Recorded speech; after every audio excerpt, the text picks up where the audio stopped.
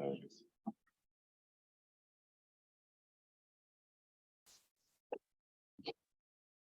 I think we're good.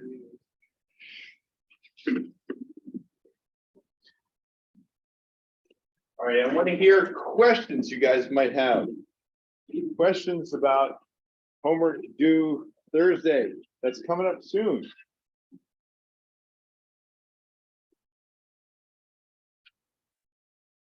You already did one neural network homework, right? So maybe you could just like expand a little bit conceptually on like how the validation set works in real world. Yes. So I want you to understand the reason why we're doing this. And it stems from the difficulty with training neural networks in parallel. And oftentimes you need to, because things are computationally difficult and it takes a long time. So if you can train in parallel, you think you can get there faster, right? Yes and no. So let's pretend we are representing a very simple neural network in terms of, some weights and some biases. Let's say we have very simple weight 1, weight 2, weight 3. And let's say we have bias 1, bias 2. This is a really small little neural network, has 3 weights and 2 biases. Let's pretend that's good enough. We train it on a GPU somewhere or some machine. And over time, these values change. Now, let's say we're training the same neural network on another machine. So we're going to have the exact same things. Weight 1, weight 2, weight 3. We got bias 1, bias 2. First, I think it's a very simple, tiny little set here of parameters, but just pretend this is, complex, okay? So as we diverge from these, right? Or diverges from the original, and these start to diverge from the original. They both become more accurate over time. But they also become more different.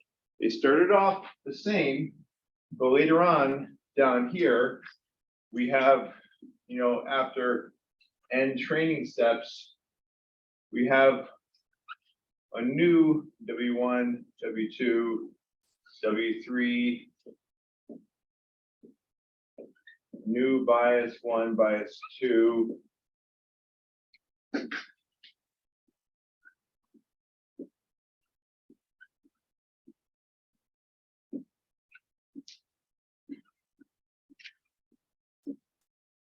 Okay, so after doing n training steps of each, this is now more accurate than this was. And this is now more accurate than this was. They started off equal, but now they're very different. There could be multiple reasons. One reason they could be different is because they saw the data in a different order, or they saw different segments of the data. Or even if they saw the same data in the same order, there's stochasticity in most training systems. It's stochastic, which means there's randomness involved. In fact, some of you for this homework use a very standard optimizer called SGD, stochastic gradient descent. There's randomness in the system. If you train the same neural network, same code, multiple times, with the same data, same starting point, you will get different answers every time. You'll get a different network every time. And this can be good and bad. If you find that, random, awesome, good point one time and you can't find it the next time, probably because of that. That happens sometimes. But also, let's say you found this one, and then you didn't find it next time, and you're jumping around here and you're kind of depressed. Well, if you've been training 100 of them in parallel, you would have a better chance of finding this local minimum faster, right?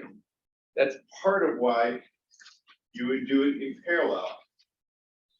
Now, let's pretend after this training on one machine and this training on one machine, another machine, now we want to resolve them because we want one final product to give to the world and say, hey, we're very accurate on the data.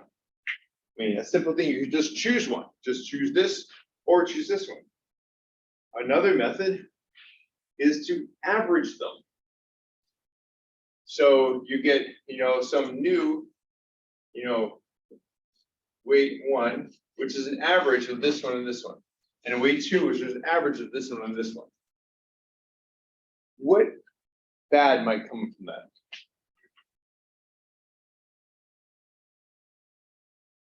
Did you raise your hand? No? Any ideas? Why? In what situation would that not be a good thing? That averaging of the values of the weights, the biases.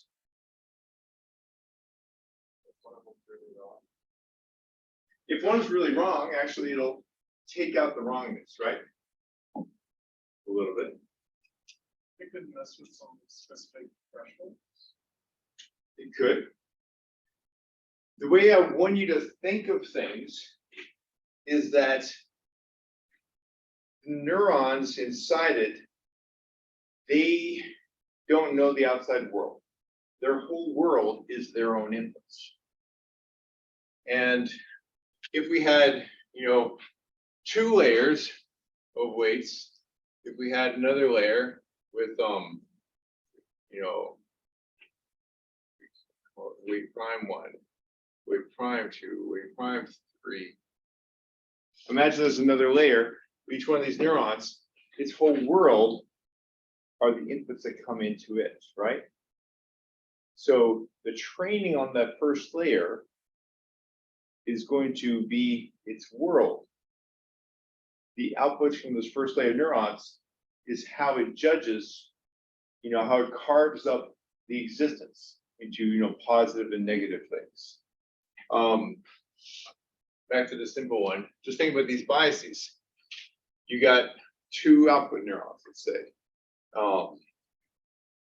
And input 3, but 2 output neurons. This B1, this output neuron right here, it's going to have 3 things coming into it.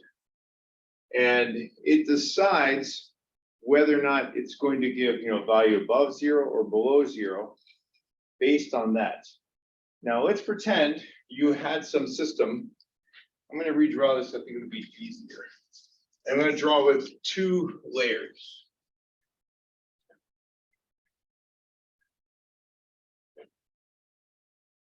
I think once you see this, you will conceptually get it.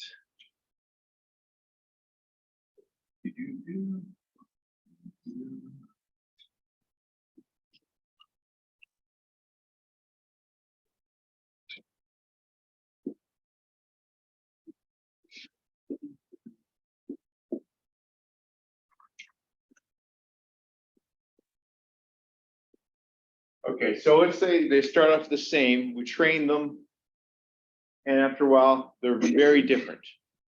So now we're looking at them after training and training steps. They're different now, but let's say they're equally accurate, okay? Now, let's say I put some weights on here.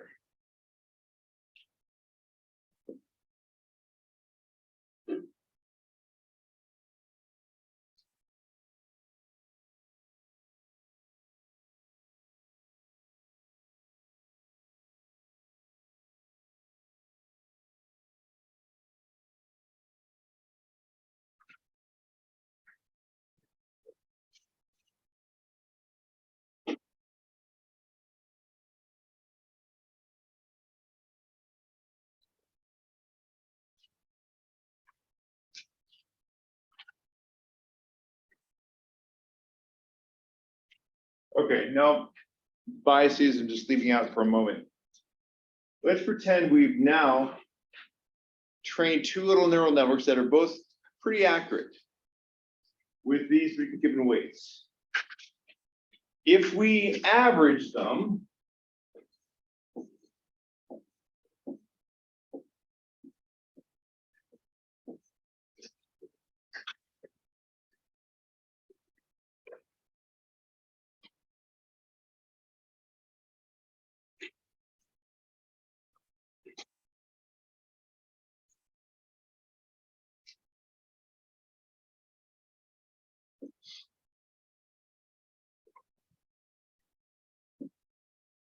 we'll get something like this.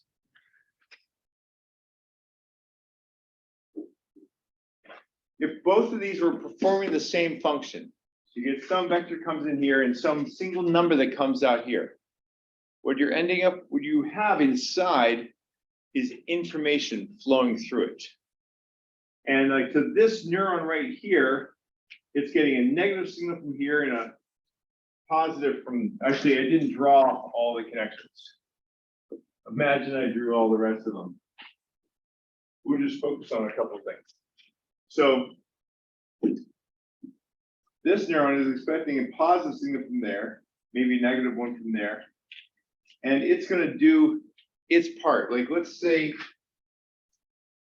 let's highlight this neuron and say it's handling some aspect of the input vector, handling some important aspect of the information. Over here, it's likely that this is the neuron doing that job because you have a switch in polarity of these weights. And in the internals of a neural network, it doesn't matter where the job, whatever it is, gets done, as long as it gets done. So if we have this neuron carrying a certain job, if you will, and now here is this one, if you average it out, it's likely that no one's doing it now. No one's doing it well. And you are unlearning what was learned in the end steps to get there. When you're dealing with millions of parameters, it's not as bad. Because let's say you have a million parameters, you'll end up training a little bit on this one, and maybe that can still apply here. What it's good, a good thing to do is to get high variance in your model before you start training. I mean, before you start parallelizing. If you can get high variance first, then wherever a job is being done, it will probably still keep being done there. The model will tend to apply more of a gradient where it's most needed and where it's most useful. Now I'm throwing a lot at you, and I know it's might not stick, but you can watch the video again later. Okay, now if we know that sometimes this is good, sometimes it's bad because you're unlearning things, let's examine places where people have tried to benefit from this. TPUs, tensor processing units. Who's heard of them? They're on Google, and when you use a GPU, it might be a TPU. And what they typically are, at least the first ones, were 8 GPUs, all within one machine. And you would give it one neural network to train. It would make 8 copies of it. It would train all 8 copies in parallel and then average them. You didn't have to think about the parallelization, it did it for you, I think, automatically. And if you're doing just one training step, maybe it's not a big deal. Maybe you're not unlearning too much. Also, the more parameters you have, that means the more neurons and the more weights you have, it is very likely that if, let's say you give every one of them a different batch of data, okay? Or even if you give them the same data, maybe one of them, improves this one. Another one improves this one. So they could work on different aspects and they might not cancel each other out too bad. But there is no perfect solution. When you're doing things in parallel with training neural networks, there is some waste of computation. So one way to solve this, not solve it, but one way to not waste too much is to do something I'm going to ask you to do in this homework, which is you're getting set up for it. You're not doing it yet, but you're getting set up for it with the validation set. But this is why the validation set is useful. So let's say we had not just 3, but maybe let's say we have 100 separate processes all training the same neural network, but on different parts of the data. Let's just pretend that's what we were doing. Or let's say these are 3 that we're doing. Now, after one batch, or maybe 10 batches or 100 batches, let's say they're starting to diverge so much, we want to resolve them. We want to bring them back to one. Because in the end, you need one neural network. And remember, for every neuron, for this neuron, its language in which it thinks and speaks is the inputs that it gets from these 2 neurons. And you don't want to replace this value with, a neuron from over here that may be learning a different dialect. The input is translated to a different set of vectors in that first layer.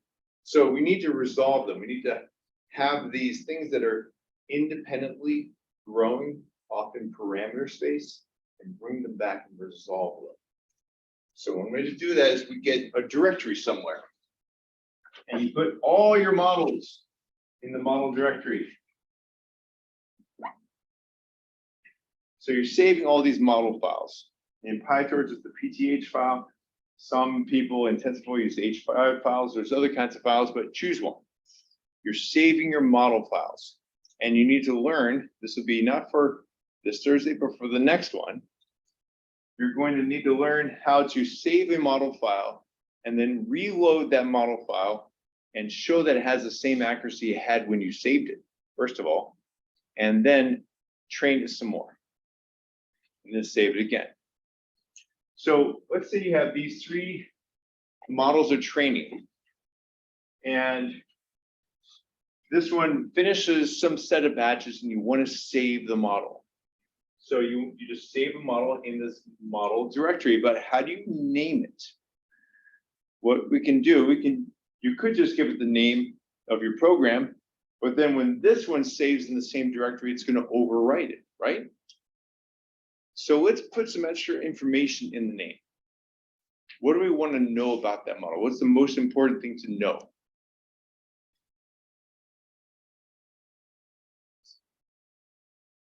I heard something, and then I saw you raise your hand. Said accuracy. Yeah, how about you? I'm saying batch. Which batch number? Data. So I do put the batch number in mine and the epoch number, but the accuracy is what we're going to choose based on in the future. You'll see.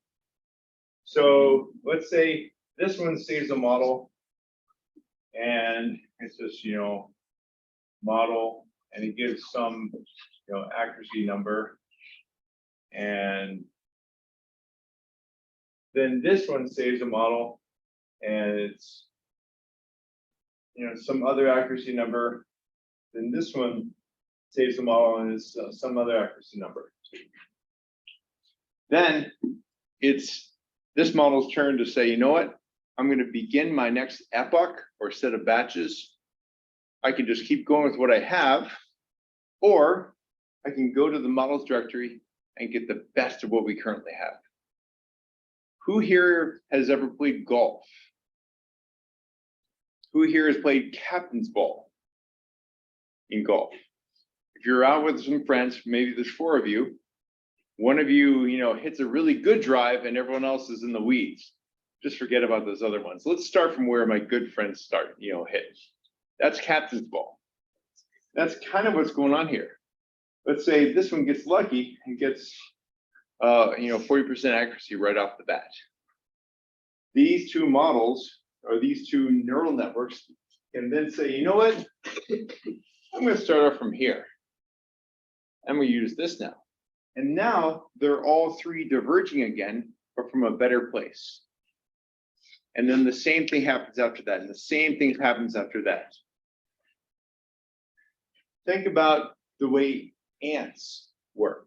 So you have, one little, ant colony with 1 million ants in it, whatever, and start off with the whole, and they literally do random walks. They don't smell food and go toward it. It's mostly random walks. And they're mostly blind, they're just wandering around. So random walk, and this one is a random walk, this one is a random walk, and then lo and behold, you find a strawberry or some other thing that ants like to eat. And then ants remember exactly where their home is based on dead reckoning of the legs. So they walk directly back home, leaving a pheromone trail along the way in a communication style known as stigmergy, which is communication where the location of the message is part of the message. So then this ant who's randomly walking around still comes across this path and smells, okay, there's food this way. Now he knows which way home is, so it must be the other way. So he goes here, and on his way home with some food, she actually, because all ants you ever see are female, she will leave that same pheromone trail, now it becomes doubly strong. And this one eventually finds it, now it becomes triply strong. The luck of one ant is now a benefit to all the ants.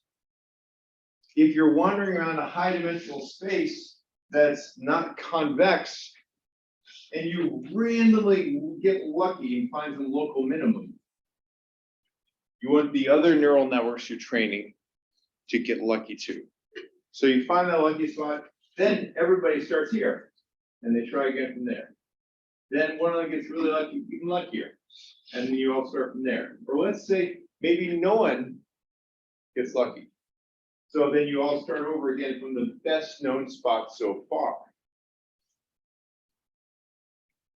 There is a danger lurking in this though. But before I get to the first danger, how does that sound? Does that make sense? The same validation set for all of our epoch sites. So you bring in validation set. This isn't, I will get to this, but maybe I should get to it right now since you're asking. When I say the accuracy here, I can't use the training set for the accuracy because it's not really an objective measure, right?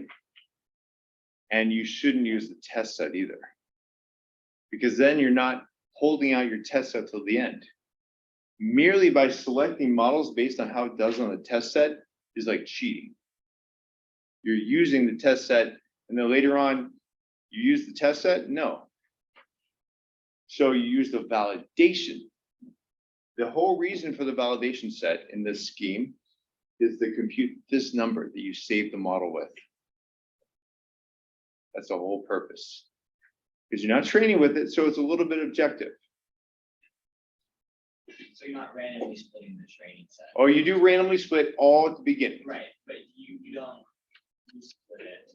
No, Okay, so you split it once, and the set that was the validation set at the beginning has to stay that way to the very end. Which means you might need to be careful with how you split them. Instead of just doing randomly, you may want to check to see if the distributions are the same in all three: test, train, validation. By distribution, there's a lot of things you could look at. You definitely want them to have the same distribution across the output values. If one of them is, half and half true and false, and then the next one is 90% false, that could be bad. If your overall data set is half and half, you want everything to be about half and half. Some people do a lot of work in batch normalization, or things like every single training batch, not just the training set, but every training batch has certain distributions. even across the input variables. So let's say you're producing a house price based on number of bedrooms and bathrooms and garage spaces and square footage. Well, when you start off, you figure out what's the average, number of bedrooms in the whole data set. What's the average number of bathrooms? What's the average number, square footage? And then make sure that each of the test, train, validation, or maybe even every training batch has a similar distribution. That's a lot of work and you don't have to do all that. But let's get back to this. We have some training data. We've done a little bit of training. Then before we save, you compute the accuracy against the validation set.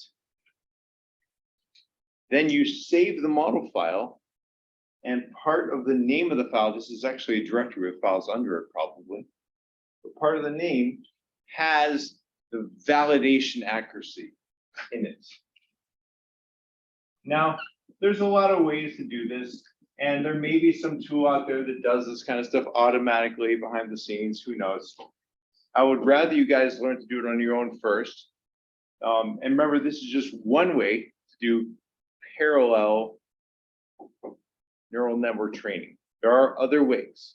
There's a lot of complicated research that's gone into this, but this is one way.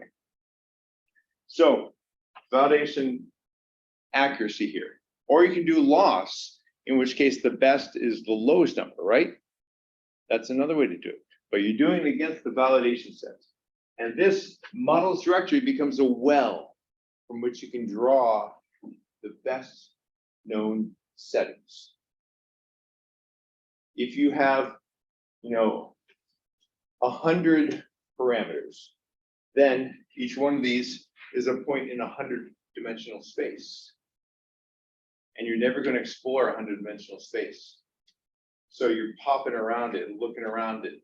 And the more workers you have, the better luck you're going to have, in the same way as if you were playing golf with 100 people and you played captain's ball, you would totally win. You would totally get, maybe under 60 every time. So, thoughts, questions?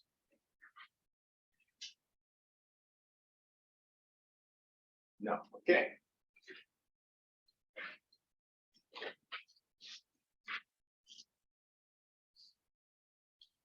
Okay, there's one other danger to be aware of.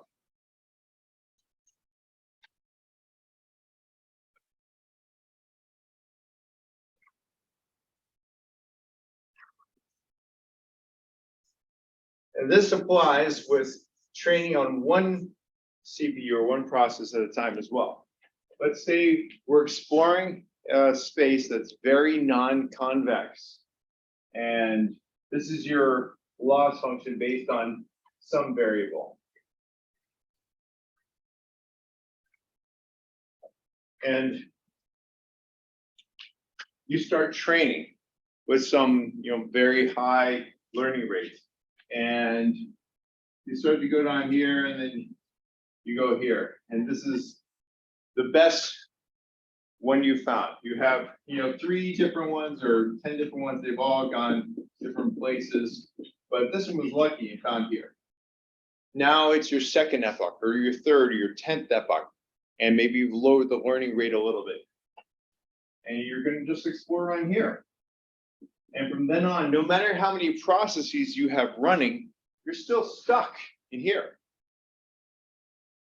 So what do you do to make sure you get out of that sometimes?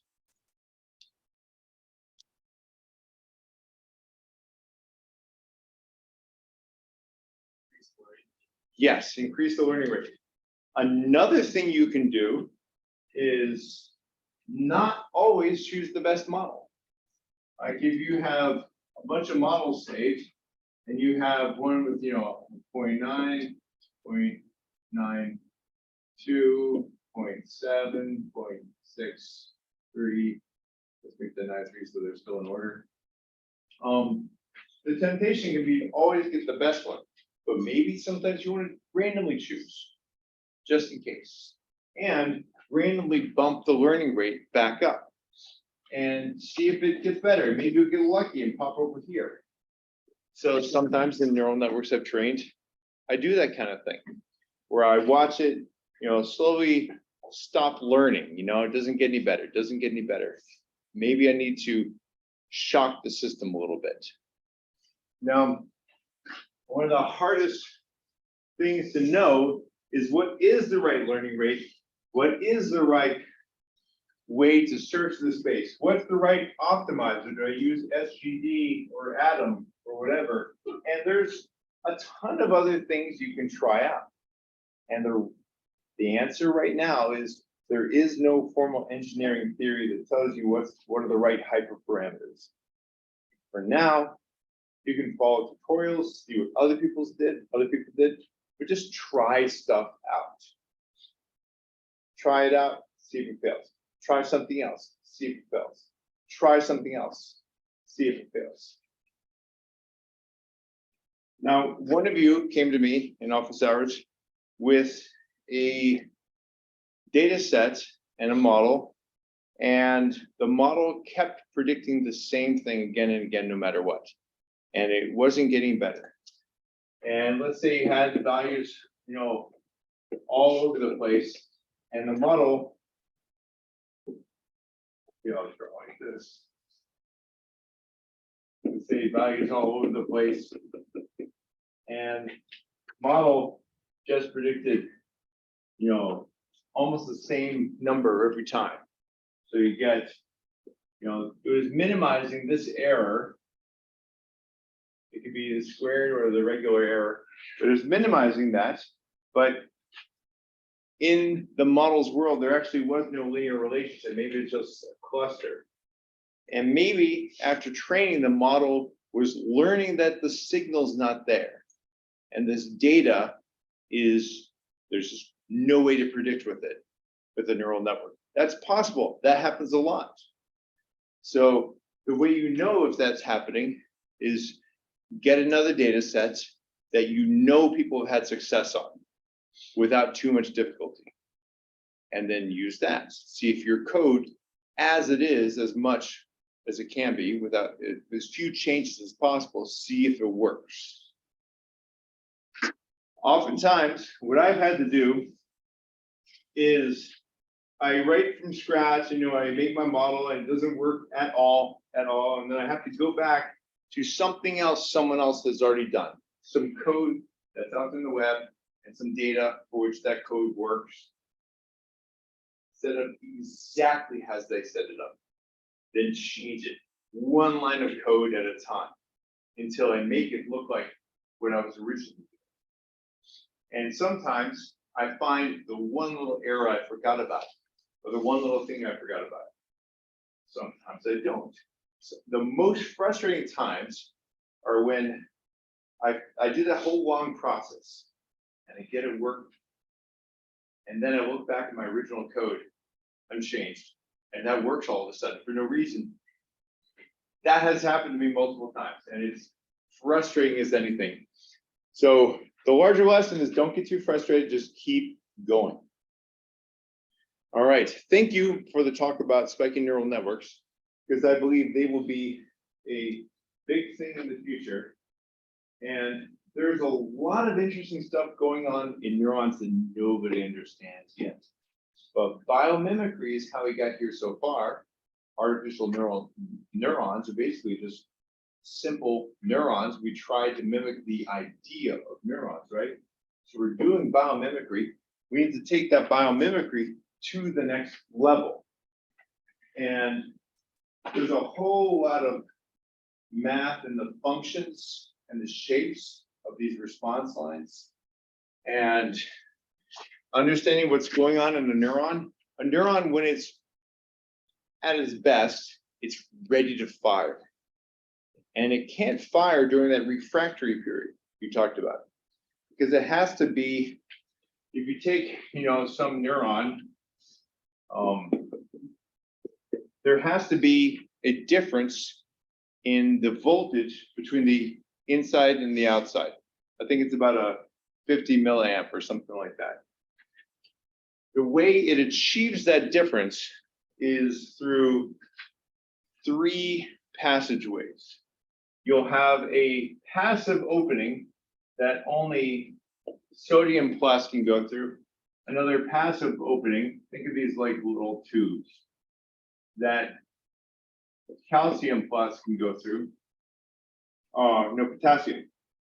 And then you'll have these special little active things that are like 2 like doors, okay? And when they're open like this, I think they can take in 2 calciums. And then the doors flip like this, and the calciums are potassiums are released inside. It's an ion, so it's a little bit positive, but it's 2 of them. But when it's open like this, it can take on 3 sodium pluses. And then when it opens back up that way, those sodiums are released.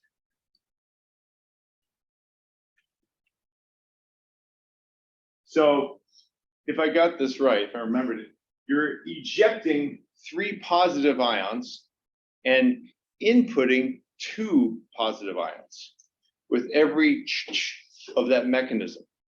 Now, every time that mechanism goes, this isn't passive, this isn't free, this uses up ATP, your energy molecule in the cell. But it does this in order to achieve more negative on the inside, but just the right amount. If that becomes, too negative or there are other things that will compensate for that.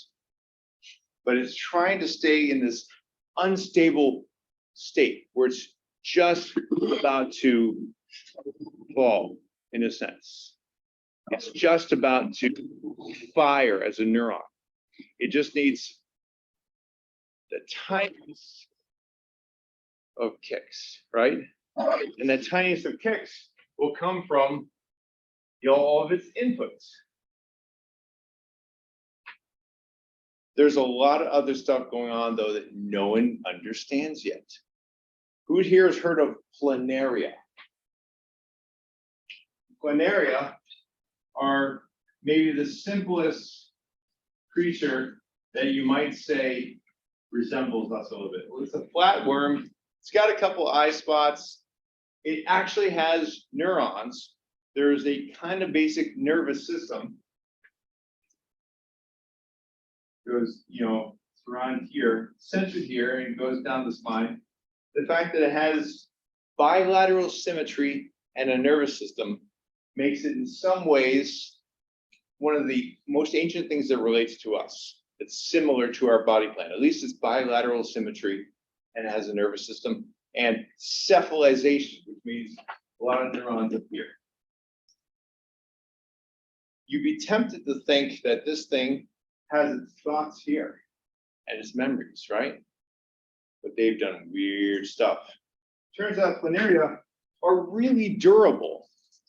If you split it, the back end will stay alive, and the back end will grow a new head. And the front end will grow a new back end, and you end up with 2 planaria. There is this, one of the early researchers on planaria split one, cut it very finely into 270 pieces.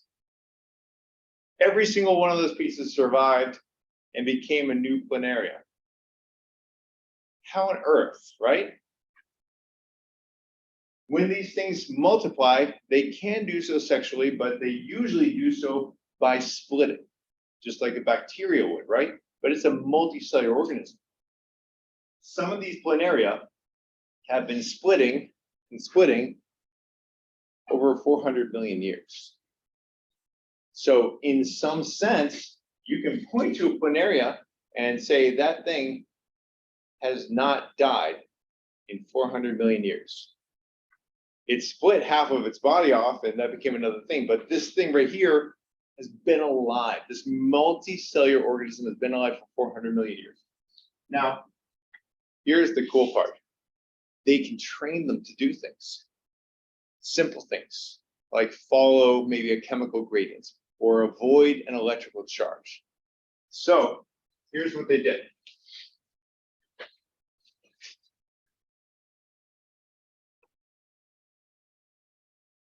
They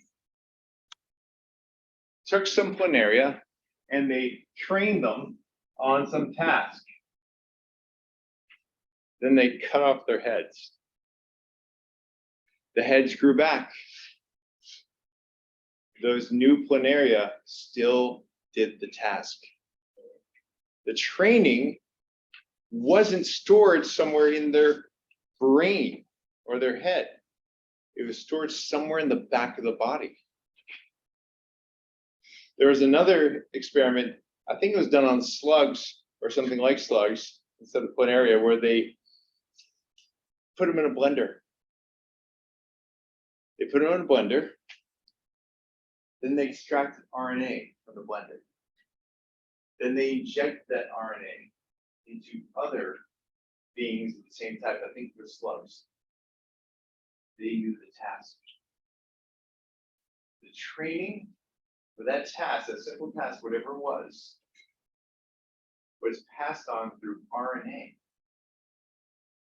This is not stuff we understand yet. Another crazy thing, another crazy experiment, they were able to train a paramecium to escape from glass pipettes. Glass pipettes do not exist in nature. This is not something they do by nature. And how many cells does the paramecium have? Do you know? One cell. There's no neurons, there's no nervous system, it's one cell. So how is it learning? Where is that memory stored? Well, one way the humans store memory is actually in the size of the spines that are right next to one of these synapses. When these get larger, that means a stronger connection. And when they get smaller, it's a less of a connection. And somehow that is where some of our memory is encoded. But there's so much we don't know. Yes? Has there been a few tests where after an organ transplant, the person takes some like traits from the they inherited from?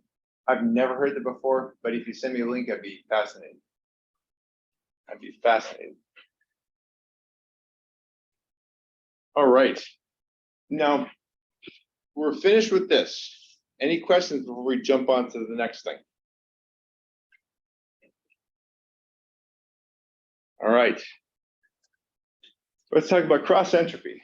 Okay, first of all, when I was a kid, I loved to break sticks and throw stuff, whatever. When I was breaking something one day, my dad said, "What are you doing? The universe has enough entropy already." I was like 7. I didn't know this word, but I still remember that day. And that was the day I learned the word entropy. And we've talked about it in class before.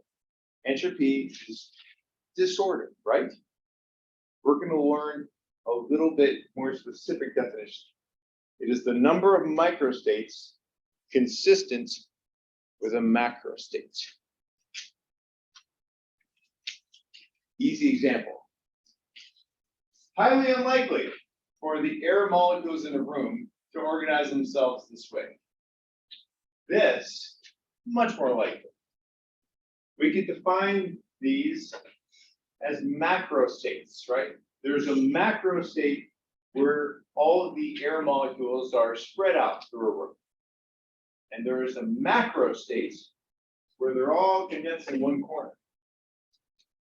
Now, if you have them really condensed in one corner, you can compute the number of possible configurations of those atoms that are still all compressed in one corner.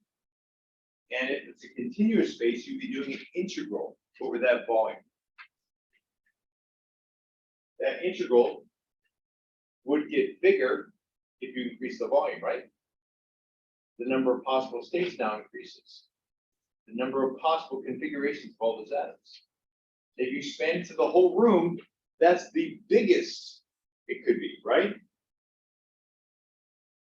If it's the biggest, we can call it max, and people say max entropy. Maximum entropy means everything can be anywhere, we don't know, whatever. Whereas this is a low entropy state. You remember the day I had one of you sit up here and I put all the markers in one spot? When they're closing their eyes and they touch that first marker, just by touching one marker, they had information on where the other markers were. But everything spread all over the room, you don't have much information at all. Information and entropy are so closely linked. Another example. We have three macro states, we'll call them. One is where you have a coin, you got two coins or two flips, take your pick. And we got one heads and one tails. That's one macro state. Or they're both heads, that's another macro state. They're both tails. Now, for the both heads and both tails, there's only one micro state consistent with that, right? Whereas for one head, one tails, we have two possibilities, two microstates consistent with that macro state. And entropy is the number of microstates consistent with the macro states.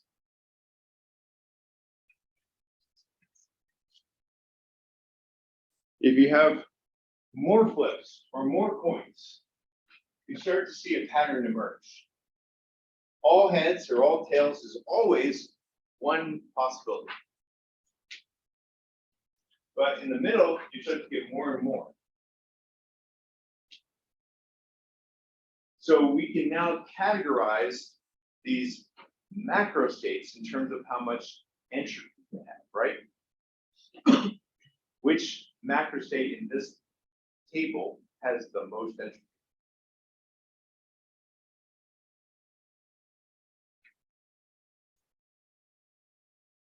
Don't all raise your hands at once. Yep, yep. Both of them are the same.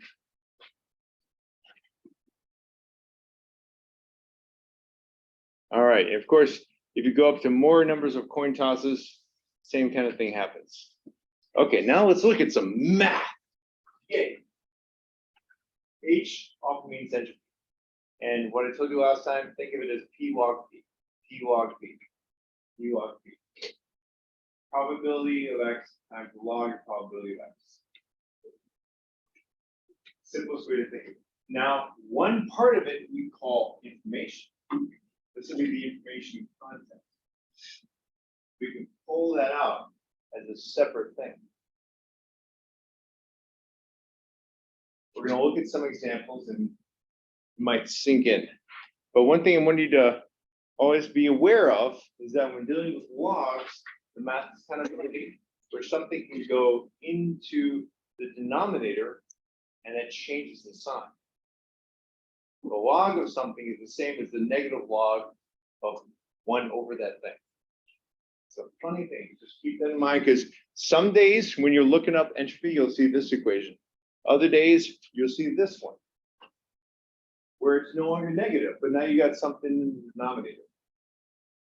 And don't be tempted to just cancel this out, because remember, this is inside the log. This is the argument going to the log, base 2. Simple entropy. And the amount of information is, again, just the log part of that equation. That's the information, that's all the entropy.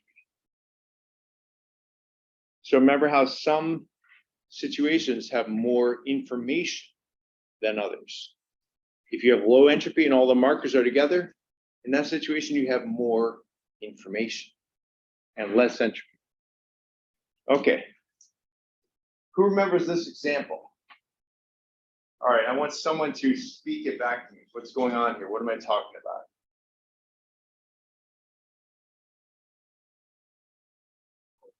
Go ahead, Mason. Oh, it's kind of like how much information you get depending on the weather, and then we determine that it kind of is based upon your location. So I think your example was Dubai. Yeah. You know, oh, it's sunny. It doesn't really tell you that much information. It's always sunny there. The same with Seattle. It's rainy. So it's like you get more information depending on the environmental factors. Exactly. So if you get a 1 bit meaning rainy, it's gonna rain, but you're in Seattle, that's less information than if you were getting the rainy bit in Dubai, or the sunny bit in Dubai would be less information, vice versa. So yeah, it depends on where you are. If you're in exactly a 50-50 situation, maybe you get a whole bit. Okay, now, when you train functions, or you train models, root mean square error is the same as mean squared error is the same as L2. Just the square root of the sum of the squares, right? We're going to compare that shape of it to cross entropy. First of all, again, the math, mean squared error. Just we can take it the square root part if we want. It's going to be minimizing the same thing, really. Down here, binary cross entropy. We'll get into what this means. But this equation has two parts. This part deals with your positive examples. We're talking about binary, so it's ones or zeros, okay? This part deals with your positive example, where the y equals 1.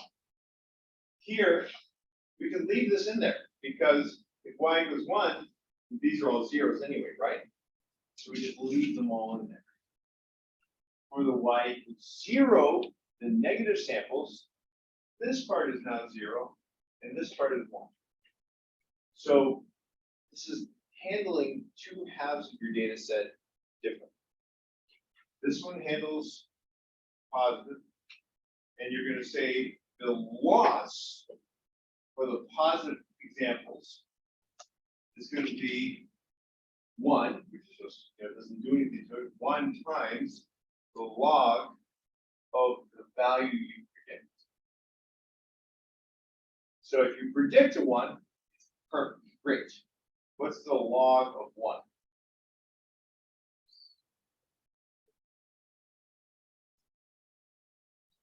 Zero. So your loss is 0. If you're looking for a 1 and you predict a 1, your loss is 0. That's what you want for your loss, right? You want it to be 0. If you predict a 0.9, that's pretty good. It's pretty close to 1, right? You're going to have a negative number. The log of 0.9 is some negative number, but it's small. But remember, we have this negative sign right here. Sometimes you will see instead of that, there won't be a negative sign here, and it'll be 1 over this yi, or sometimes they call it q. Remember that, because you'll see it.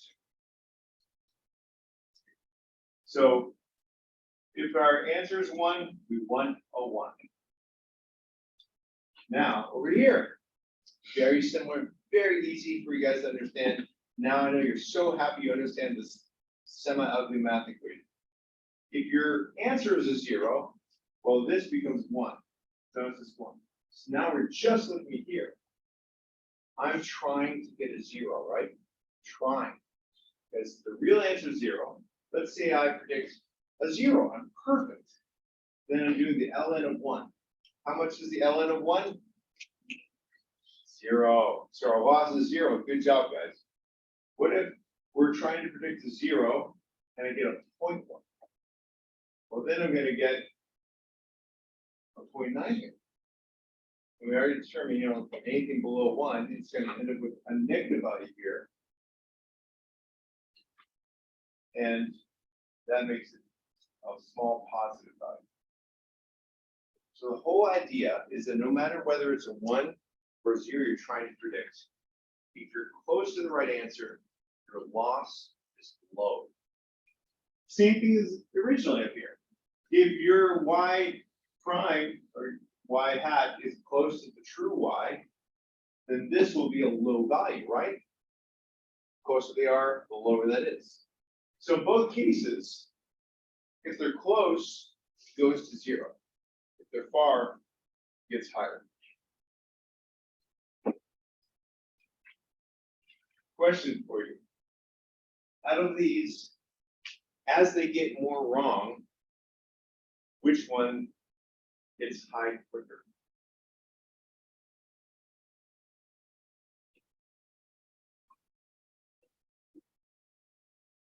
Which one punishes very wrong answers more? Squared? Nope. A good guess. Here's the shape. Now, one of them is below, it's negative, but if you turn it positive, it would be up there. This is how the cross entropy loss comes out for, y equals 0 and y equals 1. So what I'm saying is that if the real answer is 0, but you predict something close to 1, your loss is huge, and it can go to infinity. Whereas the squared can't go to infinity. Remember, this is binary, so it's just 0 to 1. Now, that is why we use it for binary situations, because it punishes bad answers so much if they're really close to the other answer.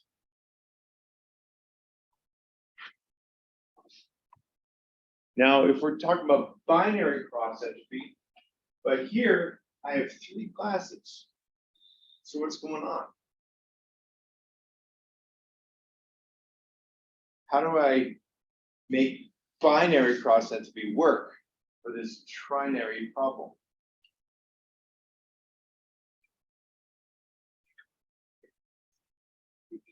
Classified as like dog or not dog. Basically, yes. Yes, so you end up with 3 cross entities, right? 3 binary cross entities. In this case, you're dealing with the y equals 1. In this case, it's y equals 0, and here's y equals 0. And you want to use that same math to say, I want this 0.8 to be as close as possible to this 1 as possible, and this 0.1 to be as close to the 0 as possible. That same math works great. And the Q would be what you're getting from your model, your prediction. This is the true value. And as you can see, it's the same format as the original entropy equation. So now the Q is what you're getting from your model. The P is the truth. I don't know why they didn't use P for prediction. That seems like it makes sense, but anyway. So that math gives you, there should be values under here. Okay, yeah. Okay, let's look at some real world values, okay? So at the top, the neuron that's supposed to be predicting dog for this sample, it should be predicting a 1. So we're going to use the part of the equation for y equals 1. And you guys can, if you can't see this, you can check this out when you get home. Negative y log of y prime. I use y prime just mean y hat. Same as q. So we have 1 times the log of 0.8. Now I'm using log base 2. So 0.8 up there. That turns out to be negative 0.3219. Okay. For the next one, I have a 0.1 that should be 0.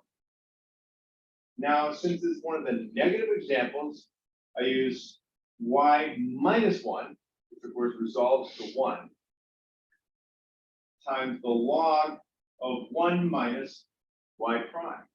0.1. So what is the log of 1 minus 0.1?